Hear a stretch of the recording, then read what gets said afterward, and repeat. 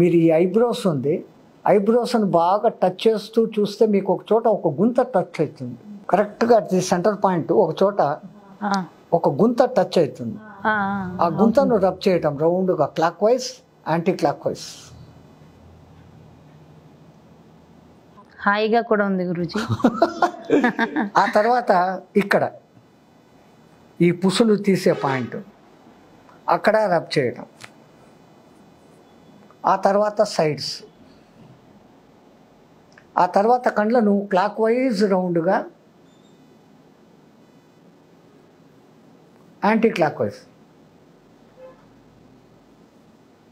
తల ఆడించకుండా మొత్తము పై నుంచి కిందికి, కింది నుంచి పైకి తిప్పగలగటం.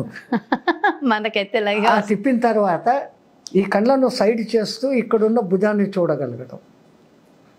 మెడ తిప్పకుండా, మెడ తిప్పేస్తున్నారు. మళ్ళీ ఈ పక్కన ఇట్లే ఉంటాం, కళ్ళు రెప్పలు మాత్రమే తిరుగుతాయి.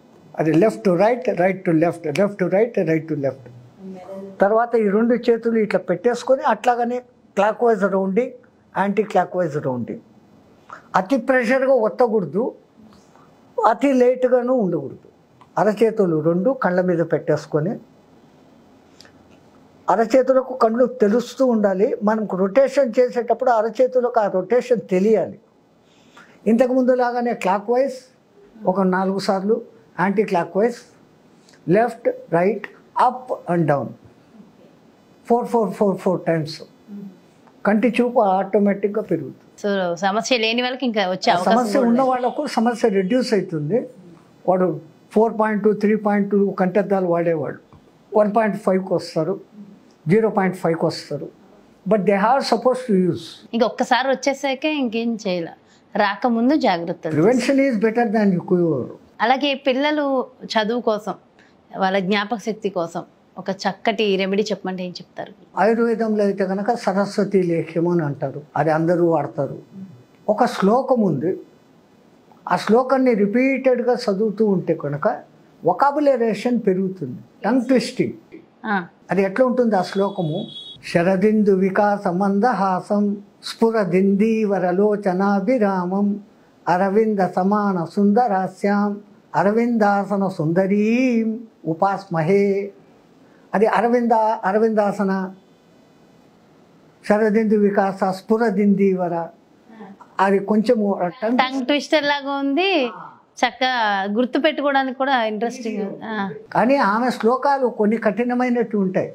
అంబ నవాంబుజోజ్వల కరాంబుజ శారదా చంద్ర చంద్రికాడంబర చారుమూర్తి ప్రకటస్ఫుర భూషణ రత్నరోచిరా చుంబిత దిగ్విభాగ శృతి సూక్త విభక్త నిజ ప్రభావ భావాడంబర వీధి విస్తృత విహారి మమ్మెల్లరున్ కృపచూడుము భారతి అని వస్తుంది. అంత కఠినంగా ఎవడో లబ్బదిబ్బమని దీంట్లో తప్పులు పలుకుతారు. దీంట్లో ఏమీ లేదు. శరదిందు వికాస మందహాసం స్ఫురదిందీవరలోచనాభిరామం అరవింద సమాన సుందరాస్యాం అరవిందాసన సుందరీం ఉపాస్మహే. Easiest words, tongue twisting words. So ఈ మంత్రం ఎక్కువ సార్లు చదువుతున్నప్పటికీ పిల్లలకి ఎంతోమందికి 35 తెచ్చుకునే వాళ్ళు 70 మార్క్స్ తెచ్చుకున్న సందర్భాలు ఉన్నాయి. చాలు, అంతకన్నా ఎక్కువ ఎందుకు? మంత్రానికి శక్తి ఉంది తల్లి. దాన్ని పలికే రిథిం అడ్డదిడ్డంగా శరదిందు వికాసము మందహాసము పోయింది, చచ్చిపోయింది, అది కులిపోయింది. శరదిందు వికాస మందహాసం ఒక రిథిం చూడండి ఎంత బాగుందో. స్ఫురదిందీవరలోచనాభిరామం అరవింద సమాన సుందరాస్యాం అరవిందాసన సుందరీం ఉపాస్మహే.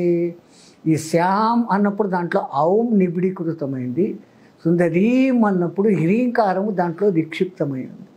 ఆ 2 రహస్య బీజాక్షరాలను ఇట్లా దీర్ఘంగా పెట్టబట్టి ఆ మంత్రానికి అంత శక్తి.